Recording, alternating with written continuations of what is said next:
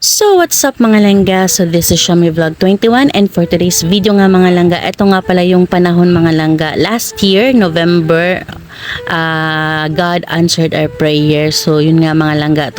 Actually hindi pa naman siya totally paid pero masasabi ko na God is good dahil tinugon nga ng Panginoon yung aming dasal na magkaroon ng sariling lupa at dahil sa 9 years nga mga langga na kami ay nangungupahan, so malaking tulong na rin yun para sa amin na hindi na kami nangungupahan. So yun nga mga langga, pinasukat ulit muna natin sa engineer para alam natin kung saan banda yung area natin at nilagyan na rin ng aking asawa ng palatandaan para sa susunod na gagawa kami ng kubo ay alam na namin kung saan yung area namin. So yun nga mga langga, ayan, nakabili din pala kami ng mga coco lumber second hand. Ayan, so salamat sa Lord dahil may mga nabili tayong mga second hand na magaganda pa naman. At ayun nga, nilinisan muna namin yung area na to. So yun muna mga langga, see you on my next video. Thank you for watching and don't forget to like, comment and subscribe.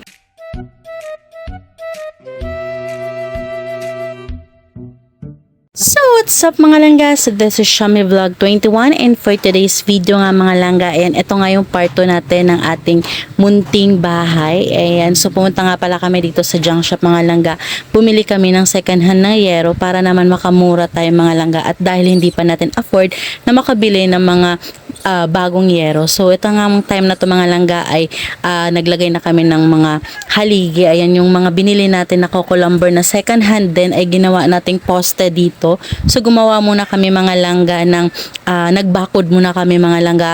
Lagyan muna namin siya ng palatandaan para naman sa susunod na balik namin ulit ay alam na namin kung saan lang yung area namin. So yun nga mga langga, itong time din kasi na to ay pumupunta lang kami dito pag Sabado. Ayan, pag Sabado tapos Sunday after ng church service. Ayan, so dito kami pumupunta sa Caloocan para ayusin namin yung dapat ayusin dahil nga may mga pasok kami ng Monday to Friday. Ayan, so yun nga mga langga, walang ibang magtutulungan ko kundi kami mag-asawa. So yun lang muna mga langga, see you on my next vlog and thank you for watching. Don't forget to subscribe, like and comment and share. God bless you.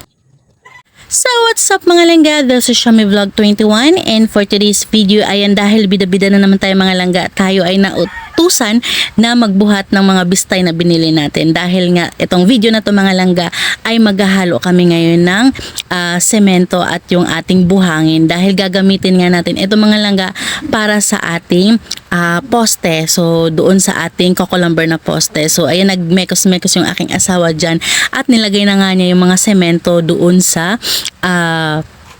mga poste natin dahil ito nga mga langga ay para tumibay yung ating mga poste, yung pundasyon ng ating poste na coco lumber. So ako nga dyan mga langga ay taga-ayos ng mga semento na nilagay dyan, so kailangan malinis lang pagkagawa. So eto na naman mga langga, bida-bida ang inyong langga, ay ako naman dyan yung pumalit sa aking asawa para maghalo ng ating semento. Ayan, so dahil mahirap talaga siya mga langga, masakit sa braso pero sabi nga tiis-tiis lang at tiyaga. Ayan, makakaraos din tayo. So etong time din na to mga langga ay nagpapagawa na rin tayo ng septic tank dahil nga hindi namin kayang gumawa ng aking asawa sa septic tank, hindi na rin kaya ng aming mga katawan. So kulang pa ito ng panambak mga langga, kaya sa susunod naman na video natin yan aayusin. So yun lamang, God bless you. Don't forget to like, subscribe, follow. God bless.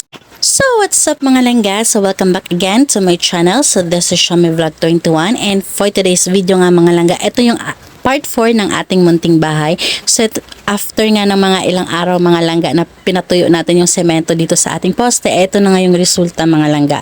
So itong time na to mga langga ay talagang napagod yung aking asawa, so nagpahinga muna siya at ang sabi ko sa kanya, ako muna mag-aayos dito sa mga panambak na galing doon sa septic tank na ginagawa. So kulang pa talaga tayo ng panambak mga langga, kaya alam ko naman ang Lord ang magpo-provide nito na saan tayo makahanap at makabili ng mga panambak. So ito na nga mga langga, no, talagang God is good lang kasi kung ano talaga yung mga pinapagawa ko sa aking asawa ay talagang nakakayanan niyang gawin. Ayan, so talagang masasabi kong madiskarte yung aking asawa. Although hindi naman talaga ito yung profession niya, no, yung pagiging carpenter, ganyan. Pero salamat sa Lord kasi binibigyan siya ng talent para gumawa ng sarili naming or temporary namin na bahay. So, ito na nga mga langga, ako yung taga-abot ng mga kakailanganin niya. Ayan. So, dahil sabi ko nga, walang iba magtutulungan kundi kaming dalawa. So, yun lang muna mga langga. See you on my next video.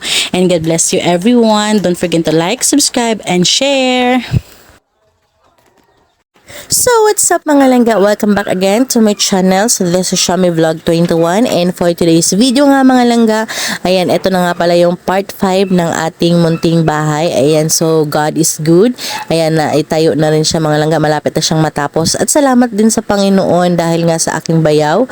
Ayan, so tinulungan niya kami, naglaan siya ng isang araw para matulungan kami na mailagay yung mga yero at yung plywood. So ayan, nagtutulungan nga sila magkapatid mga langga.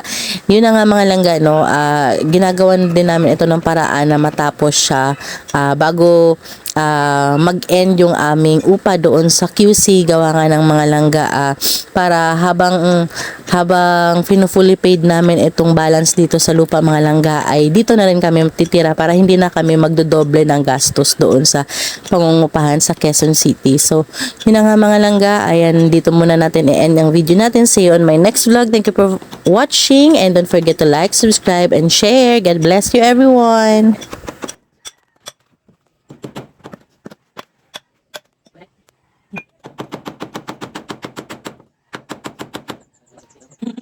So what's up mga langga, so welcome back again to my channel. So this is Shami Vlog 21, and for today's video nga mga langga, ito na yung part 6 ng ating munting bahay. Ayan, so matatapos na nga natin mga langga na malagyan lahat ng plywood, at the same time ay makakagawa na rin tayo ng ating mga bintana at ng ating pintuan. So ayan mga langga, nakita nyo naman medyo magulo pa yung loob. Ayan, so yung aking asawa nga gumagawa ngayon ng bintana. Ayan, so talagang God is good dahil sa mga talent na binibigay ng Lord sa magkapatid na ito. So yung bayaw ko naman mga langga ay gumagawa na siya ng magiging pintuan namin. So kanya-kanya sila ng ginagawa mga langga, no. So yun na nga mga langga, kailangan ng tiyaga, tiis, no. Kumbaga hindi pa naman talaga ito yung kumbaga temporary lang muna to siya mga langga. At least meron tayong bubong or bahay na matitirhan. So thank you for watching mga langga. Dito muna, see you on my next video. Ayan, so ito na pala yung ating munting bahay. God bless you everyone. Don't forget to like, subscribe, and share. So what's up mga langga, so welcome back again to my channel. So this is Shami Vlog 21, and for today's video nga mga langga, ito na yung part 7 ng ating munting bahay. So as you can see mga langga, ay nagtutulungan kami dyan mag-asawa. Ayan, so kami lang dalawa ulit siya na gumagawa. So ito mga panambak na to mga langga na dinudurog namin ay galing ito doon sa septic tank na ginagawa. Ayan, so actually mga langga, kailangan kasi natin itong durugin para pag na-flooring natin dito mga langga ay talagang maging maayos naman yung pagkagawa. At ito na nga mga langga, no, although kulang pa ito ng panambak, pero kailangan na kasi natin gawa ng paraan mga langga, at para hindi na rin kami mag-extend doon sa inuupahan namin dati. So sayang din naman yung ibabayad mo doon. So kailangan na namin gawa ng paraan na makalipat kami dito, o kahit temporary pa yung flooring or yung bahay namin, at least tipid ka naman kahit papaano. So struggle is real mga langga kapag dinikdik mo yung mga panambak na yan. So ayan, kailangan talaga ng tiyaga at sipag lang talaga mga langga, no? Tiis lang talaga. So yun na nga mga langga, flex ko sa inyo ang aming septic tank. Ayan, so malapit na siyang matapos mga langga. Ayan na yung kinalabasan ng bahay natin. So yun lamang, see you on my next video. God bless you everyone. Don't forget to like, subscribe, and share. So what's up mga langga, and welcome back again to my channel. This is Shami Vlog 21, and for today's video nga mga langga, ito na yung part 8 ng ating munting bahay. So ayan na nga mga langga, naghahalo na nga tayo ngayon ng ating buhangin tsaka yung semento dahil mag-flooring na nga tayo. So etong flooring pala natin mga langga ay temporary lang muna to. So hindi muna siya masyadong makapal. Importante lang doon ay meron tayong mapaglagyan ng ating mga gamit. So ito na nga, inaayos na nga ng aking asawa yung pag-flooring, at ayan, nilagyan na nga niya ng tubig at paghahalo-haluin niya na yan. So yun nga mga langga, gahol kami sa oras na to, kaya talagang pag pumupunta kami doon ay talagang kailangan marami kaming matapos. So inaagahan lang namin pagpunta dito, gawa nga ng Saturday and Sunday lang kami nakakapunta nung time na to. Ito na nga mga langga, and ginabi na kami. So, kailangan lang natin yan siya patuyuin ng ilang mga araw.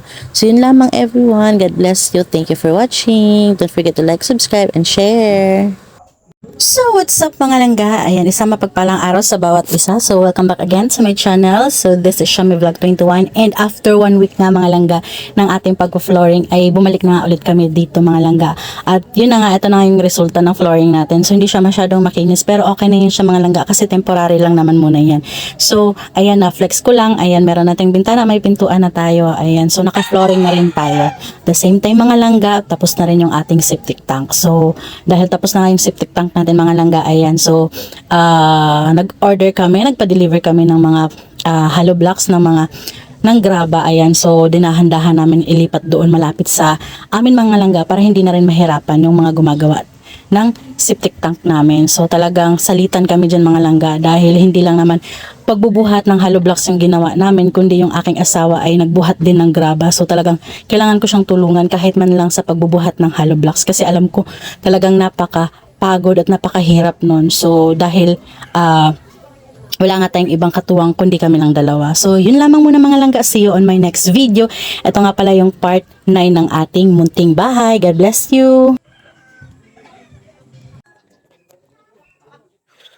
So what's up mga langga, welcome back again to my channel. This is Shami Vlog 21 and for today's video nga mga langga, ito na yung part 10 ng ating munting bahay. So itong time nga na to mga langga ay January 1, 2024. So panahon nga ng New Year pero ito nga yung last trip ng aming paglilipat gamit. Ayan, so actually nauna na yung mga malalaking gamit na nailipat dito. So ganyan pa yung itsura ng bahay. So medyo magulo pa siya dahil nga mga gamit namin ay hindi pa naayos. So naglipat nga kami niya nung January 1, last trip na yung mga langga para naman doon sa mga kahoy na ginamit namin doon sa aming higaan. So dinala na rin namin mga langga para makatipid tayo. So ito na nga, ginabi na tayo mga langga at ayan na nga yung ating septic tank. Ayan, so malapit na yan matapos.